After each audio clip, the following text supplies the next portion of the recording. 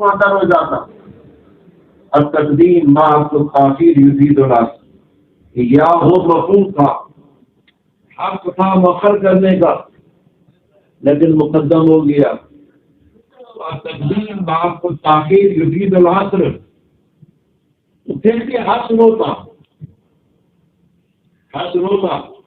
لیکن یا کا جو لفظ ہے یہ حسر پر اثر ہے. یا ہو حسر پر دال ہے لیکن یا کا لفظ حسر پر زیادہ دلالت کرتا ہے. سمجھنا اس بات، یا کا لفظ حسر پر زیادہ دلالت کرتا ہے. کیوں؟ یا ہو کا جو لفظ ہے یہ عبارت ذات باری سے ہے. یا کا جو لفظ ہے یہ عبارت صفات باری سے ہے. یہ سمجھ رہے ابھی مانا کیا تھا. یا کا مانا کیا کہ یا من آگا صفات اس شان والی ہے، اس صفات کے ساتھ مختص ہے جس کا یہ شانے ہیں. تو یا کا لفظ کس سے مختص ہے؟ صفات سے. لہذا یہاں دعویٰ مع دلیل ہو رہا ہے. عبادت یا کا بار کیوں بند ہے؟ یا کا عبارت ہے ان صفات اربع سے. تو صفات اربع خدا میں بند، عبادت خدا میں بند. یا میں عبادت و خدا میں بند ہو رہی تھی لیکن دلیل نہیں مل رہی تھی.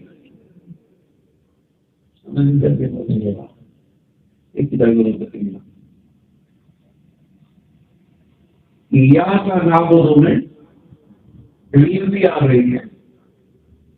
اب یوں سمجھ لو کہ جو چیز پہلے معلوم تھی اب وہ چیز مشاہد ہو گئی ہے.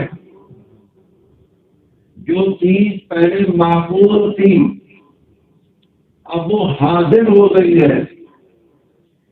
جو چیز پہلے غائب تھی وہ اب سامنے آ گئی ہے. جو صرف معلوم میں تھی، معقول تھی، غائب تھی، یہ سب اب کیا ہو گئی؟ مشاہد ہو گئی، حاضر ہو گئی اور ہم نے سامنے ہو گئی. اس لیے ہم نے کہا یا کا نعبد. اس بات کی طرف اشارہ ہے کہ عابد جب عبادت کرے تو اس کو عبادت میں ترقی کرنی چاہیے. صرف ذکر پر گزارا نہ ہو، ذاکر نہ بنے، صرف نام لیوا نہ بنے، صرف اسماء کا تذکرہ کے صفات کا تذکرے پر اکتفا نہ کرے بلکہ اس کو مقابل مشاہدہ ملنا چاہیے. جب انسان اللہ کے حمد کر رہا ہے، شروع کر رہا ہے الحمدللہ، اب ترقی شروع کریں. رب العالمین الرحمن الرحیم مالک یوم الدین. اب یوں سمجھ لو خدا ہمارے سامنے آ گیا. اب معقول نہیں رہا، اب غائب نہیں رہا، اب معلوم نہیں رہا، مشاہد ہو گیا ہے، حاضر ہو گیا ہے. اب ہم اس کو کہتے ہیں یا کا نعبد. یہ احسان ہے، اس کو میں پہلے بتایا. ہم تعبد اللہ اللہ کا طرح ہے تو یا کا نعبد. یہ کیفیت اگر عابد کو حاصل ہو جائے تو گویا کی عبادت کی روح ملتی ہے.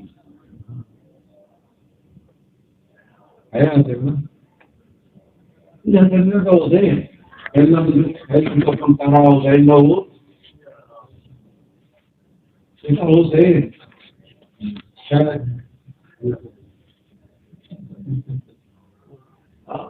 ان کو اپنا نہ پتا ہوتے بارے کو کھلا تھا، اپنے بارے میں کچھ آپ سمجھا، آپ اپنے بارے میں کہہ سکتے ہیں. بہرحال یا کرنا بولو میں بات آ گئی ہے. کیا بتایا میں نے؟ یا کا میں معبود کا ذکر ہے، نعبد میں عابد کا ذکر ہے اور عبادت کو اللہ کے لیے بند کیا، اور خطاب کا صیغہ بولا ہے، نقطہ مصحح علی الخطاب بھی آ چکا، نقطہ مرجع علی الخطاب بھی آ چکا۔ ایک آخری بات کرنا چاہتا ہوں یہ آپ کا بھی، یعنی خطاب پر ہمیں تنبیہ کی جا رہی ہے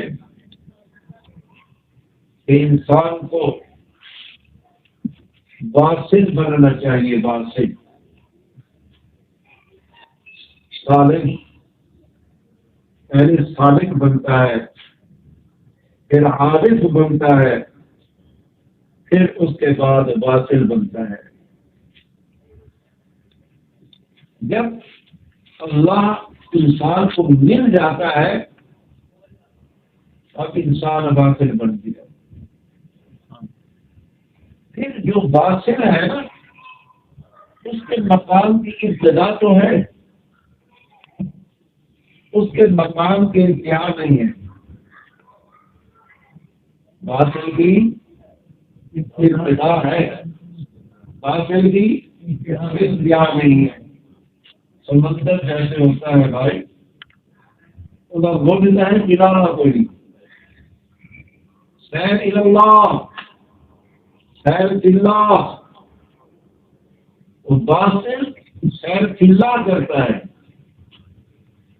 اللہ کے اندر سیر کرتا ہے۔ اللہ کی ذات کی حد نہیں ہے، واصل کی بھی کوئی حد نہیں ہے۔ تو انسان صرف سامعین میں سے نہ بنے، قائلین سے نہ بنے کہ اللہ کے ہم سنتا رہے، اللہ کے ہم صرف کرتا رہے۔ یہ تو راستہ ہے اس کا وصول کا، لہٰذا ہم کرتے کرتے، ہم سنتے سنتے کہاں پہنچ گئے؟ اللہ مل گیا۔ جب مل گیا تو کیا کہا اللہ کو؟ کیا کرنا۔ علمی اصطلاح میں نا یہ جو کچھ میں نے کہا ہے اس کو التفاظ کہا جاتا ہے۔ کلام ایک انداز سے بیان ہو رہی ہو، اس انداز کو چھوڑ کر دوسرا انداز شروع کر دو، اس کو التفاظ کہتے ہیں۔ اس کی 6 قسمیں ہوتی ہیں۔ کلام کے کتنے طریقے ہوتے ہیں؟ 3 طریق۔ کتاب جیسے میں تم کو توسا، انتا، انتما، انتم، بس ٹھیک ہے، جانتے ہیں انتما انتما بھی کہہ دوں، سمجھے؟ تو یہ ہے کتاب۔ تکلم، آنا، نانو، غائب، ہوگا، ہما، ہم، یہ 3 طریقے ہیں۔ ایک طریق سے دوسرے طریق کی طرف موجود یہ التفاظ کہلاتا ہے۔ غائب سے خطاب کی طرف، غائب سے تکلم کی طرف، غائب سے خطاب سے غائب کی طرف، خطاب سے تکلم کی طرف، تکلم سے خطاب کی طرف، تکلم سے غائب کی طرف۔ یہ قرآن و حدیث میں چلتا رہتا ہے۔ اس کا ایک عمومی نقطہ کیا ہوتا ہے؟ تفنن پیدا کرنا، کلام کا انداز بدلنا۔ ایک ڈھنگ میں بات ہو رہی تھی دوسرا ڈھنگ شروع کر دیا، ایک انداز سے بات ہو رہی تھی دوسرا انداز شروع کر دیا، ایک نیا انداز آ گیا۔ سننے والے کو فرق آ جاتی ہے، سننے والے کو سرور آ جاتا ہے، سننے والے کو لذت آ جاتی ہے۔ وہی بات کل جدید لذیذ، نیا انداز آ گیا، مزہ بڑھ گیا۔ کیا سر بڑھ گئی؟ ہاں بس شریر کروں تو شام تک بھی کو مطلب ہم رگڑے بدلتے رہو۔ الحمدللہ صحیح سو کے تو صحیح سو کے، بزرگوں سے گزارا ہے 6 گھنٹے الحمدللہ پڑھائی ہے تفسیر. صبح سے جو شروع ہو گیا نا میں گھڑی بھی نہیں دیکھتا تھا. رمضان شریف میں خاص کر پورے پتہ لگتا ہے کہ خیر مختلف اذان بھی دی گھنٹہ بعد 8 گھنٹہ پہلے اچھا زور دی ہے جوان ہے ان بابا میں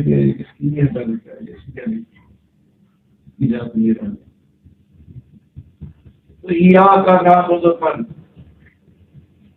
مجھے والا یاد میں نے کچھ باتیں ذکر کرتی ہیں. ایک اور بات ذکر کر دوں. یا کا مفعول ہے نہ تو اس کا عامل ہے. تو یا کا معمول ہے. معمول بعد میں ہونا چاہیے. اس کو مقدم کیوں کیا ہے؟ اس میں کیا نکتہ ہے؟ اصل والی باتیں تو ہو گئی لیکن اہم نکتہ اس کے اندر کیا ہے؟ اللہ تعالی ہمیں ایک تنبیہ کرنا چاہتے ہیں. انسانوں تم مقام مشاہدہ کو پاؤ. بڑا تصوف کا نچوڑ بتا رہا ہوں. مقام مشاہدہ کو حاصل کرو. مقام حضوری کو حاصل کرو.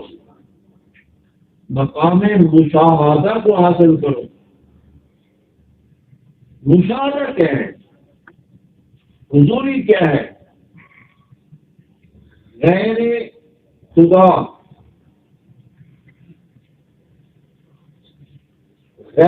خدا وہ یا کہ انسان کے سامنے فنا ہے. غیر خدا انسان کے سامنے معدوم ہے. غیر خدا ایسے سمجھو ہے نہیں. بس غیر خدا سے اعراض کرو. غیر خدا سے سر کے قدر کرو. غیر خدا کو معدوم سمجھو. غیر خدا کو نیست سمجھو. غیر خدا سے اتنے دور ہو جاؤ اور غیر خدا کا تصور ہی نہ کرو. ہمارا حال تمہارے سامنے خدا ہو. ہاں غیر خدا کا حتیٰ کہ غیر خدا کا خیال نہ کرو. حتیٰ کہ اپنا بھی نہ کرو. اپنے احوال میں سے کسی حال کا نہ کرو. اللہ یہ کہ اگر غیر خدا کا خیال کرنا ہے اپنے احوال میں سے کسی حال کا خیال کرنا ہے تو نہیں ہے سچ نہیں کہ میں کچھ ہوں یا میرا حال کچھ ہے، بلکہ کہیں حیثیت کرو یہ ایک نسبت ہے اللہ کی مانند. یہ سمجھ آ رہا بس نہیں حیثیت کرو کہ یہ نسبت اللہ کی مانند. اس سے اللہ کی پہچان ہوگی. میں اپنی طرف دھیان کروں اللہ کو پہچاننے کے لیے. پہاڑوں کو دیکھوں تو اللہ کو پہچاننے کے لیے. مخلوق کو دیکھوں تو اللہ کو پہچاننے کے لیے. یعنی غیر خدا ہم سے غائب. اگر غیر خدا کا خیال کرنا ہے، دیکھنا ہے، توجہ کرنی ہے تو کس لحاظ سے یہ اعلیٰ ہے، ہنستا ہے خدا کو دیکھنے سے. تو ہے کہ غیر خدا میں خدا کو دیکھو. اینا جانتے ہو اپنے بولے کیا کریں گے؟ شیشہ پیتا کہتے ہیں. شیشہ وہ دیکھتے ہو کبھی؟ لیکن شیشے کو دیکھتے ضرور ہو، لیکن شیشے کو دیکھنا مقصود نہیں. دیکھتے ہو نا؟ شیشے کو دیکھتے ضرور ہو لیکن شیشے کو دیکھنا مقصود نہیں ہوتا. بے وقوف ہے جو کہ میں آئینہ دیکھ رہا ہوں. دیکھتے بھی ہو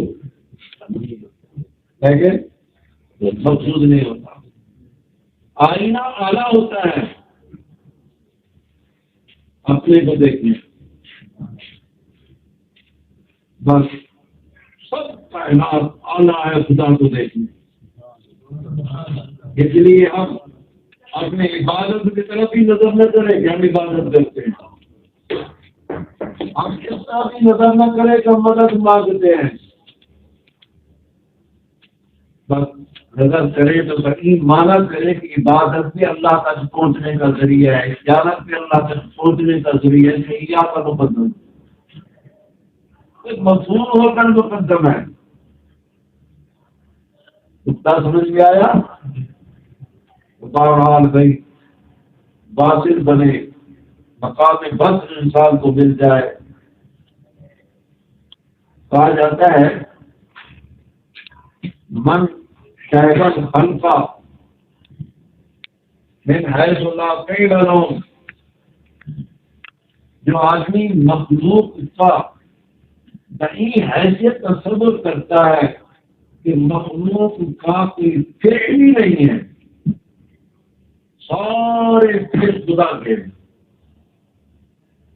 تو فقط فاز, یہ آدمی کامیاب ہو گیا. بات ہے نا. یار ہم کیا کر رہے ہیں؟ کچھ نہیں کر رہے. کیا ہے کہ کچھ کرے؟ کوئی کیا کر رہا ہے؟ کوئی کچھ نہیں کر رہا. کون کر رہا ہے؟ اللہ. زبان اللہ کو دل بولے من شاہد خلقہ من حیث لا قیل لهم, جو مخلوق کا تصور نہیں حیثیت کرتا کہ مخلوق زیادہ سے کم ہی کوئی نہیں, سارے کم خدا دے. فقط فاضا, یہ آدمی کامیاب ہو. فمن شاہد الخلقہ من حیث لا حیات لهم, جو مخلوق کا نہیں حیثیت تصور کرتا ہے کہ مخلوق کے لیے تو حیات ہی نہیں ہے. فقط جازا, یہ آدمی اپنے مرتبے سے آگے نکل گیا. سچی بات ہے یار, اس نے موت کا گھر کا کچنا ہے, یہ بھی تو حیات ہے. یہ سمجھ آ رہا, جس کے پیچھے موت لگی ہوئی ہے یار, کیا یہ بھی حیات ہے؟ حیات تو اس کی ہے موتیں دیتا ہے دوسروں کو, حیات نہیں دیتا ہے کسی کو. تو مخلوق کا تصور نہیں ہے تو فلا حیات نہ ہو. حیات کی خدا کی, حیات خدا کی. تو یہ کیا ہے؟ قد جازا ومن شاہد الخلق عین العدم, اور جو مخلوق کا تصور نہیں حیثیت کرے جو مخلوق ہے ہی نہیں, وہ مخلوق ہے ہی نہیں. اس نے خدا کو پا لیا. یا صحیح تعبیر ہوئی وہی ہے کہ مخلوق کو آئینہ سمجھو خدا کی پہچان کا, مخلوق کو ذریعہ سمجھو خدا کی پہچان کا, اپنی عبادت کو بھی ذریعہ سمجھو خدا تک پہنچنے کا. مخلوق میں خالق کو پہچان. اس کو کچھ لوگ ہیں ایسے جو ہماؤس کی ہے, ہماؤس کی لوگ بادل الوجودی, وہ غلط تعبیریں کرتے. صحیح تعبیر میں نے بتا دیا کہ سمجھی ہے. تو ہماؤس کا کیا مطلب ہے؟ ہر شخص خدا ہے. بادل وجود کا کیا مطلب ہے؟ بس ہر شخص بادل وجود ہماؤس ہر بلا خدا. اب یہ تعبیر غلط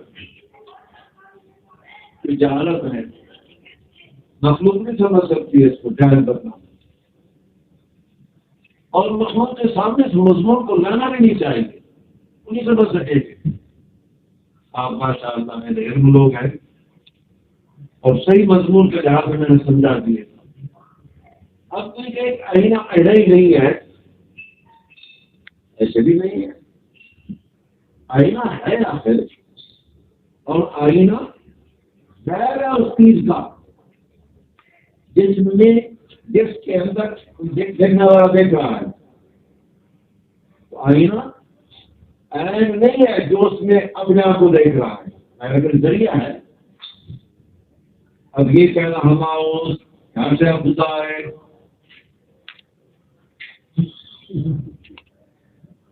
نہیں سمجھ آیا؟ صحیح معنی یہ ہے ہر شے سے خدا کو پہچانا، ہر شے میں خدا پہچانا جاتا ہے، ہر شے سیڑھی ہے خدا تک پہنچنے کی، ہر شے ذریعہ ہے خدا تک پہنچنے کا۔ یہ تو ہے، اس لیے یا مقدم ہے یا کا نہ بولو، ہی ہم عبادت ہے، یا نستعین تجھ ہی سے ہم مدد مانگتے ہیں۔